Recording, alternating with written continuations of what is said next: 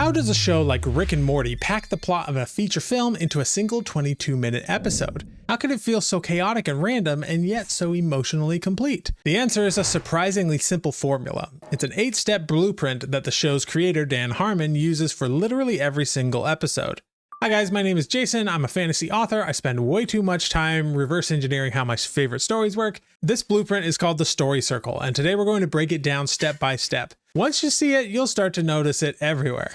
This is part of my deep dive into all of the major story structures, so I'd love to hear in the comments if there's another one that you want me to cover. For now, let's get into the framework that powers some of the most inventive shows and films out there. So Dan Harmon calls this a story embryo because it contains the essential DNA of any good narrative. It's broken down into 8 simple logical steps. Step number 1 is you, aka the comfort zone.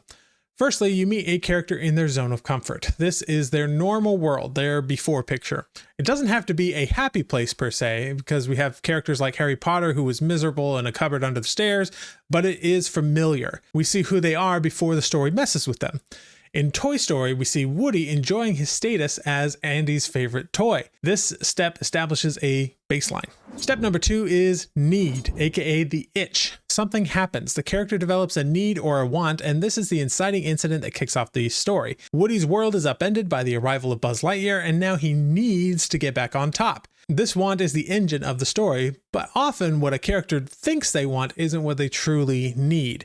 And that gap is where the best character development happens. Step number 3 is go, aka crossing the threshold. The character acts on their need and enters an unfamiliar situation. They cross the threshold from their normal world into the unknown, and this is the point of no return. For instance, when Luke Skywalker finds his aunt and uncle murdered, his decision to leave with Obi-Wan isn't just a choice, his old life is gone. The protagonist has to be an active participant here, they have to choose to go.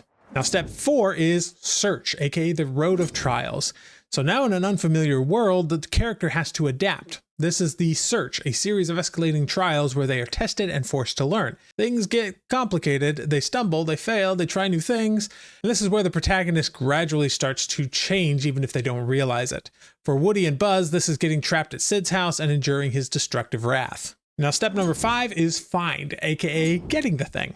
The character finds what they were looking for. They get the thing that they wanted back in step 2. And this is often a false victory. Luke and Han rescue Princess Leia, but now they're stuck on the Death Star. Woody and Buzz finally bond, but they're still lost. They got what they wanted, but the story is far from over. In fact, it just got more complicated. Now, step number 6 is take, aka paying the price. Getting what they wanted comes at a heavy price. This is a low point, the dark night of the soul. A mentor dies, a plan backfires, and a terrible truth is revealed. Obi-Wan sacrifices himself so that others can't escape. This is where the character is stripped of their illusions and forced to confront the true cost of their journey, and victory always has a price tag. Now step number 7 is the return, aka the journey home. The character starts the journey back to their familiar world, but they aren't the same person who left. They bring what they found, aka a person, an item, or a lesson, back across the threshold.